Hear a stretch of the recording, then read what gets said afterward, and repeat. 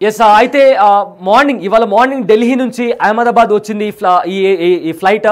అయితే ఇంకా అహ్మదాబాద్ వచ్చిన వెంటనే లండన్కు ఫ్లై అవుతుంది. సో యూజువల్లీ ఒక ఫ్లైట్ ఆల్రెడీ ట్రావెల్ చేసిన తర్వాత ఇమీడియట్గా ఫ్లై అవ్వడానికి అంటే ఏదైనా గ్యాప్ ఉంటుందా? ఒక ఫ్లైట్ మళ్ళీ టేక్ ఆఫ్ అవ్వడానికి ఇన్ని అవర్స్ తర్వాతనే టేక్ ఆఫ్ అవ్వాలి, ఇలాంటి ఏదైనా టైం పీరియడ్ లాంటిది ఏమైనా ఉంటుందా?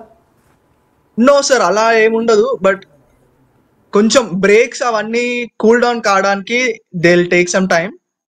దాట్స్ టెక్నికలీ అలా ల్యాండ్ అయిన తర్వాత ఇంత టైం అని ఏముండదు. బట్ యూజువల్ గా ఎందుకు వెయిట్ చేస్తారంటే ల్యాండ్ అయినాక రన్వే పైన బ్రేక్స్ చాలా హీట్ అవుతాయి. అవి కొంచెం కూల్ డౌన్ కావడానికి half an hour to 40 minutes wait చేస్తారు. అది తప్ప మనకి పర్టికులర్ గా ఇంత టైం వెయిట్ చేయాలి అన్నది మాత్రం ఏమి ఉండదు.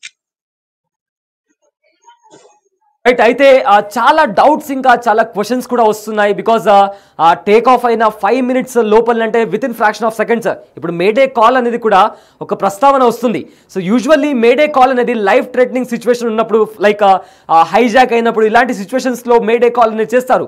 సో మేడే కాల్కి సంబంధించి కూడా ఏటీసీ నుంచి రెస్పాన్స్ రావడానికి ఎంత టైం పడుతుంది? అండ్ మేడే కాల్ రెస్పాన్స్ రాకపోతే, అలాంటి మేడే కాల్ చేసిన తర్వాత ఏటీసీ నుంచి రెస్పాన్స్ రాకపోతే పైలట్స్ ఆ టైంలో ఏం చేస్తారు? Once if a pilot declared Mayday, that aircraft is the high priority aircraft in that ATC. అలా రెస్పాన్స్ రాకపోకుండా ఉండడానికి ఛాన్స్ ఉండదు. మీరు వన్స్ కెప్టెన్ మేడే డిక్లేర్ చేశాడంటే ATC will respond as soon as possible. Hello, yes మీరు అన్నట్టుగా mayday call చేసిన వెంటనే as soon as possible response వస్తుంది ఏటీసీ నుంచి అని చెప్పి కూడా మీరు అన్నారు. సో ఇక్కడ అదే ఆ డౌట్ అందుకే రేజ్ అవుతుంది. మేడే కాల్ చేసిన తర్వాత ఏటీసీ నుంచి రెస్పాన్స్ వచ్చిందా రాలేదా, ఆ థిన్ లైన్ మధ్యలో కూడా ఇదంతా కూడా ఈ క్వశ్చన్స్ అన్ని కూడా రైజ్ అవుతున్నాయి. సో ఈ మేడే కాల్ ఒకవేళ రెస్పాన్స్ వచ్చిన తర్వాత కూడా పైలట్కు ఎలాంటి సహాయం, అంటే అక్కడ గ్రౌండ్ నుంచి కూడా వీళ్ళు ఆల్రెడీ టేక్ ఆఫ్ అయ్యి ఆల్మోస్ట్ 600 feet వరకు కూడా వెళ్ళారని చెప్పి కూడా అంటున్నారు. సో ఆ పైలట్కు ఎలాంటి సహాయం వస్తుంది అంటే త్రూ గ్రౌండ్ నుంచి ఎలాంటి హెల్ప్ వీళ్ళకి అందిస్తారు? అంటే ఇక్కడ మనం చూసుకోవాల్సింది టేక్ ఆఫ్ అయినా జస్ట్ ఆఫ్టర్ 5 minutes లో pilots cannot do anything because anything might be happen on board. Controls fail అయి ఉండొచ్చు, లేదంటే ఇంజన్స్ షట్ డౌన్ అయి ఉండొచ్చు. We don't know what exactly happen on the aircraft at that moment. So we have to wait for the reports to be announced.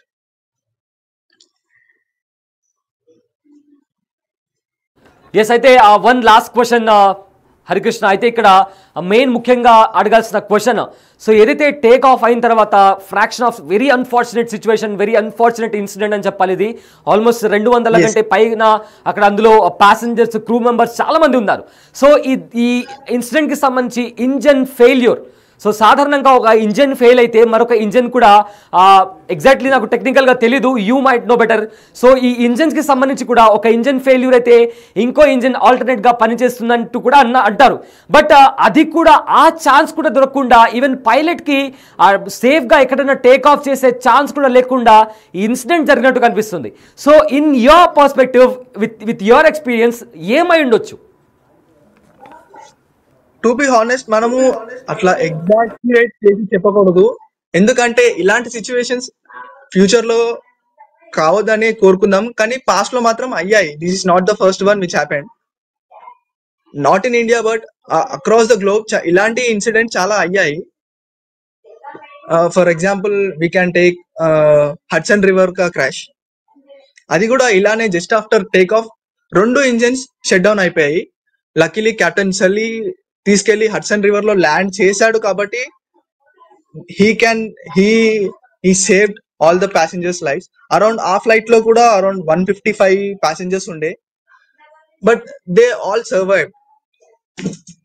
మరి ఈ crash లో కూడా మనం చూసుకుంటే అలానే బర్డ్ స్ట్రైక్ అయి ఇంజన్ షట్ ఆఫ్ అయిందా, ఇంజన్ షట్ డౌన్ అయినా కూడా ఒకటి అయిందా లేకపోతే మల్టిపుల్ ఇంజన్ షట్ ఆఫ్ అయిందా? అది ఎయిర్ క్రాఫ్ట్ మనం చూసుకుంటే మల్టీ ఇంజన్ ఎయిర్ క్రాఫ్ట్, అది 2 ఉంటాయి, one on the left, one on the right. రెండు ఇంజన్స్ షట్ డౌన్ అయితేనే ఇలా క్రాష్ అవుతుంది, లేదంటే one engine is sufficient to take off with the power. చూడాలి మరి. నేనైతే ఇంజన్స్ ఫెయిలియర్ అని అనుకుంటున్నాను, but we don't know what exactly happened on the air craft.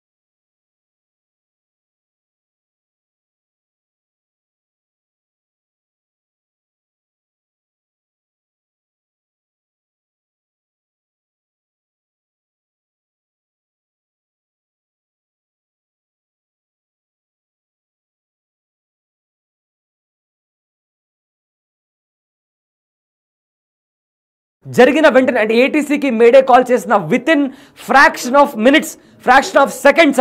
ఎందుకంటే మేడే కాల్ చేసిన వెంటనే that is the only plane that need to be considered. దాన్ని high priority ప్లేన్గా consider చేస్తారు. ఎందుకంటే మేడే కాల్ చేసినప్పుడు హైజాక్ అయినప్పుడు లేదా లైఫ్ థ్రెటనింగ్ సిచ్యువేషన్ ఉన్నప్పుడు ఈ మేడే కాల్ అనేది పైలట్స్ ఏటీసీకి చేస్తారు. సో ఆ రాడర్లో ఉన్నప్పుడు ఆ ఏటీసీ ఆ ఫ్లైట్ని హయ్యర్ ప్రియారిటీగా తీసుకుని వెంటనే రెస్పాండ్ అవుతుంది.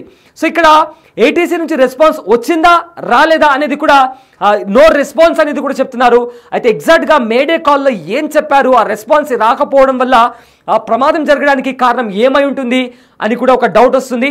ఇకపోతే రెండు engines, it is a multi engine aircraft అని కూడా అంటున్నారు. So multi engine aircraft అంటే one is on the left, the other one is on the right. So ఈ రెండింటి మధ్య ప్రమాదం జరిగినప్పుడు ఆ రెండు ఇంజన్స్ కూడా ఆగిపోవడానికి కారణం ఏంటి అని కూడా ఒక క్వశ్చన్. ఎందుకంటే ఒక ఇంజన్ ఆగిపోతే వన్